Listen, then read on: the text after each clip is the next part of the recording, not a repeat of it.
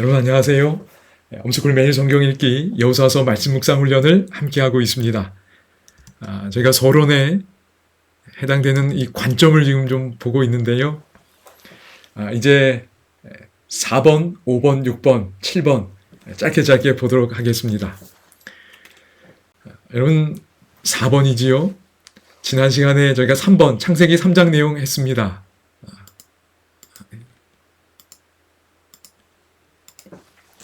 여러분 창세기 3장에서 여자가 뱀의 유혹을 받고 하나님을 불신하고 불순종했습니다. 그지요? 그런데 이 이야기는 여호수아서에서도 저희가 다시 확인하게 되지요. 40여 년 전에 이스라엘 백성들은 하나님을 불신하고 불순종했어요. 그냥 그 땅에 가라 그러셨어요. 그지요? 그럼 이제까지 그 하나님의 능력으로 인도한 그 하나님이 그 땅도 정복하게 해주실 텐데 불신하고 불순종했어요. 그래서 그 땅을 얻지 못했습니다. 그럼 창세기 3장에서 하나님께서 하나님을 불신하고 불순종한 아담과 하와에게 두 번째 기회를 주셨습니다. 세컨드 찬스를 주셨어요. 그러니까 다시 기회를 주시는 하나님입니다. 뭐 딱 두 번만 주는 게 아니라 여러분 이스라엘 백성들에게도 하나님이 다시 기회를 주신 거예요. 그래서 그 가나안 땅에 다시 들어가도록 하시는 거지. 그 다시 기회를 주신 상황 속에 여호수아가 그 백성들을 이끌고 그 순간을 서 있는 겁니다. 그런데 여기 창세기 3장에서 하나님께서 다시 기회를 주실 때 뭐를 약속하셨지요? 맞습니다. 여자의 후손, 씨를 약속하셨어요. 아담이 실패했습니다. 그지요? 그러자 새로운 대표자가 필요한 거예요. 그래서 뱀의 머리를 상하게 할 그 여자의 후손 씨를 약속해 주셨습니다. 우리가 보통 메시아라고 표현할 수 있습니다. 그래서 두 번째 다시 주신 기회는 오직 이 씨, 메시아를 통해 이루어지는 겁니다. 여러분 여호수아서에서도 마찬가지입니다. 하나님이 다시 기회를 주셨어요. 근데 그 기회는 오직 약속된 메시아, 그리스도를 통해 성취될 수 있습니다. 그런 이야기가 예를 들면 언약궤, 하나님의 임재를 상징하는 그 언약궤를 통해 요단강도 건너고 여리고도 돌고 무너뜨립니다. 그리고 여호수아 5장에 가면 제가 나중에 보겠지만 군대 장관이 나타납니다. 여호와의 군대 장관이지. 그래서 이 군대 장관이 여리고성을 무너뜨리는 거예요. 이스라엘 백성들은 그냥 돈 겁니다. 역할 분담을 한 거지. 그들은 돌고 나팔 불고 그럼 누가 무너뜨리친 거예요? 여호와의 군대 장관이 무너뜨리는 거예요. 이스라엘 백성들이 한 게 아닙니다. 그 뒤로도 나타나지. 여러분 어쨌든 하나님이 다시 주신 기회는 오직 그리스도를 통해 이루어지는 겁니다. 그게 4번 주제입니다. 그리스도를 바라보게 하시는 하나님이십니다. 이제 5번 주제입니다. 5번 주제는 특별히 그 약속된 씨에 의해 성취된 대속의 속죄입니다. 우리가 할 수 없는 일을 그리스도께서 우리를 대신하여 이루어 주신 거예요. 특별히 여기에는 완전한 생애, 저희가 살 수 없는 그 완전한 생애와 그리고 완전한 희생이 포함되어 있다고 믿습니다. 완전한 생애를 사시고 완전한 희생을 이루시고 우리에게 용서와 그리고 그분의 완전한 의를 주시는 겁니다. 그래서 4번이 그리스도라고 한다면 이 5번은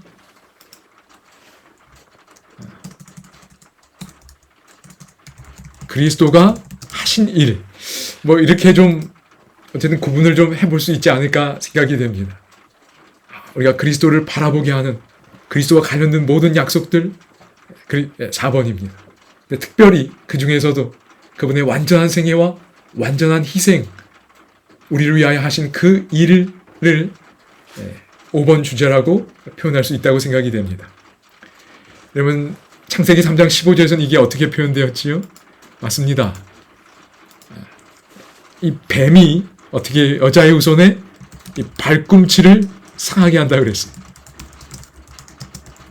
그리스도가 희생당하실 일이 여기 예표되어 있는 겁니다. 예언되어 있지요. 그래서 이런 주제가 5번 주제고 창세기 3장에서 이것이 우리에게 분명하게 드러났는데 계속해서 흐르고 여호수아서에서도 그렇게 흐르고 있는 걸 확인할 수 있다고 생각이 됩니다.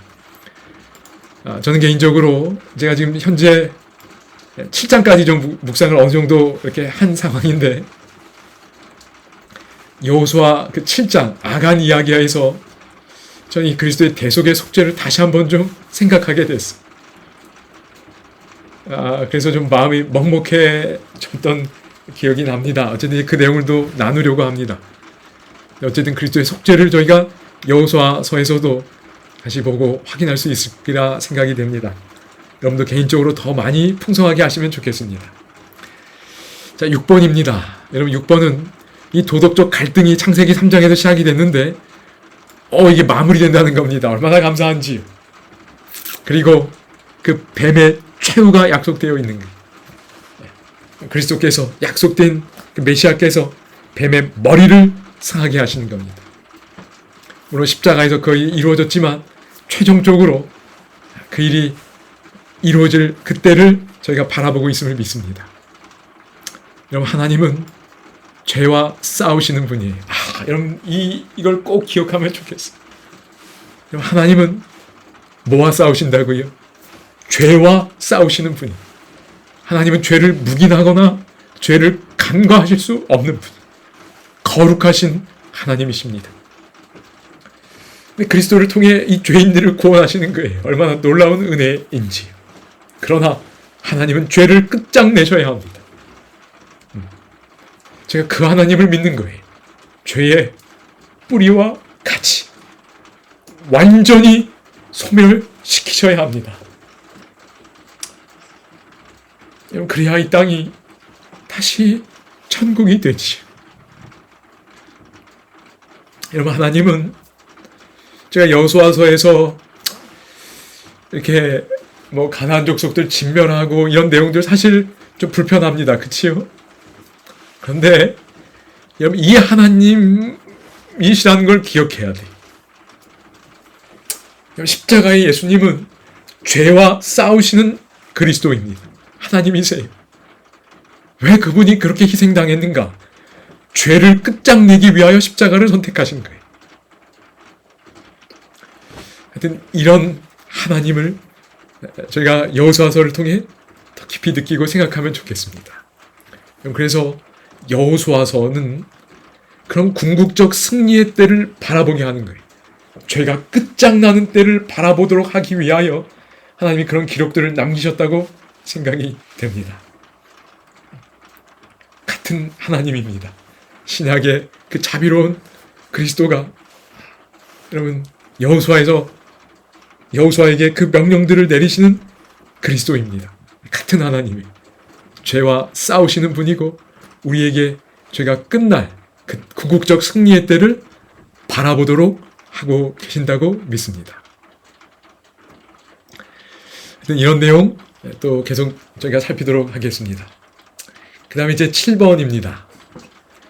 도덕적 갈등의 무대인 성소입니다. 여러분, 에덴 동산이 하나님이 아담과 하와에게 주신 집이 맞습니다. 그지요? 그들이 살도록 주신 집이에요. 그러나 거기에 하나님의 임재와 또 하나님과 나누는 교제가 있습니다. 그래서 그 창세기 1에서 3장의 그 모든 스토리가 성소를 배경으로 진행되고 있다. 말하는 거 큰 무리는 아닌 것 같습니다. 또 많은 학자들이 이제 그렇게 보고 있습니다. 그런데 여호수아서 역시 성소를 배경으로 진행되고 있다고 생각이 됩니다. 그러니까 창세기 1에서 3장도 성소를 아주 명확하게 드러난 성소는 아니지만 그 개념적으로 성소를 배경으로 하고 있다고 볼 수 있다는 겁니다. 특별히 예를 들면 3단 구조 잠깐 말씀드렸었습니다.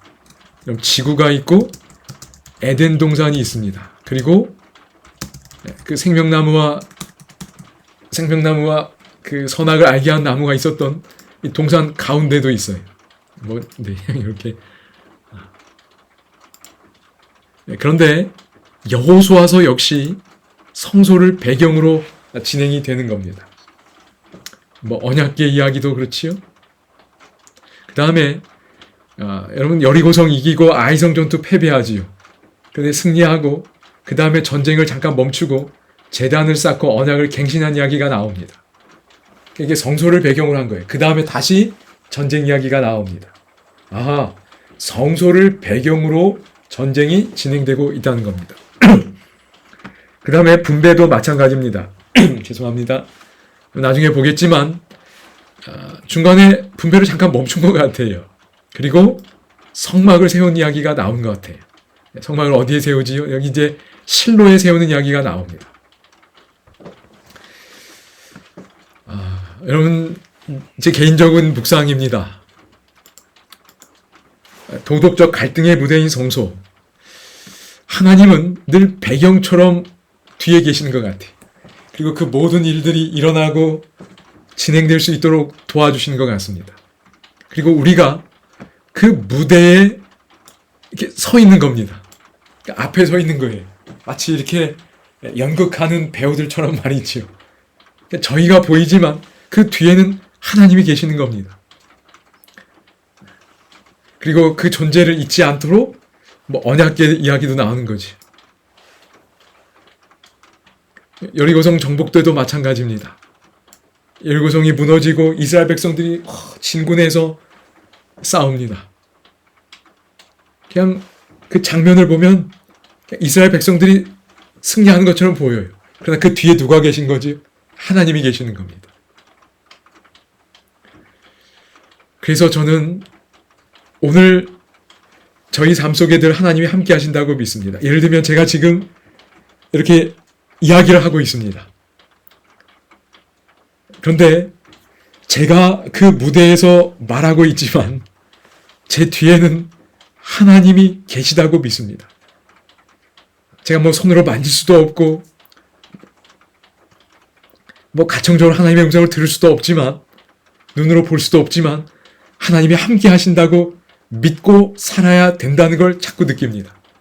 그게 이 7번 주제라는 거예요. 그래서 둘 중 하나입니다. 하나님이 늘 나와 함께 하신다. 그리고 하나님의 은혜와 능력이 늘 나에게 공급되고 있다. 그 믿음 속에 하나님께 영광 돌리는 삶을 살라는 겁니다. 하나님이 함께 하셨습니다. 하나님을 드러내는 겁니다.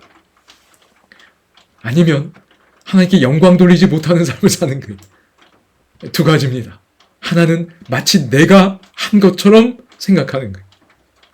하나님 그분께 마땅히 돌려야 할 영광을 돌리지 못하는 거예요.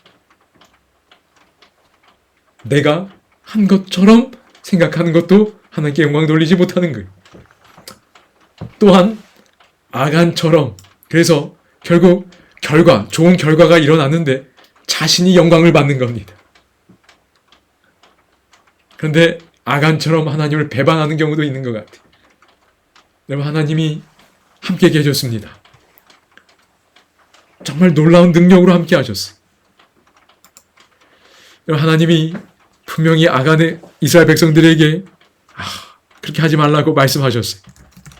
강력하게 경고하셨습니다. 그리고 그 여리고성이 무너질 때 하나님의 능력이 현저하게 나타났어요. 그런데 여러분, 아간은 어떻게 했지요? 하나님이 계시지 않은 것처럼, 하나님을 속일 수 있는 것처럼 생각하고 행동했어요. 여러분, 이런 것들이 도덕적 갈등의 무대인 성소입니다. 오늘 저희의 삶에서도 이런 주제가 여전히 계속 흐르고 있다고 믿습니다.